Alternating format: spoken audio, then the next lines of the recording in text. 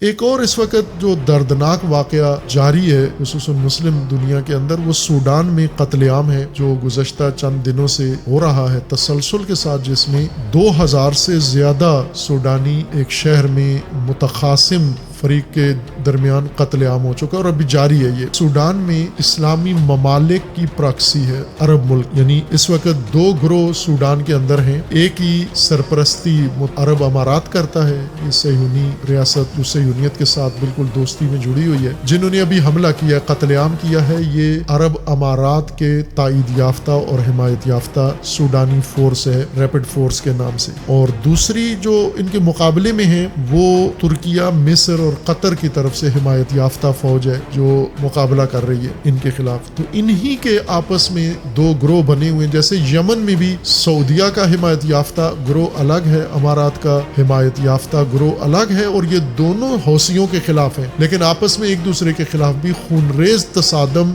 یمن میں بھی ہو چکا ہے، امارات اور سعودیہ کے حمایت یافتہ ملیشیا کے اندر۔ یہی حال لیبیا میں ہے کہ یہ ممالک، اسلامی ممالک، وہاں پر اپنی پراکسیز بنائی ہوئی ہیں۔ سوڈان میں بھی انہوں نے اپنی پراکسیز بنائی ہوئی ہیں، نیابتی گروہ، اور ان کو اسلحہ دیتے ہیں اور وہ ایک دوسرے کا قتل عام کر رہے ہیں۔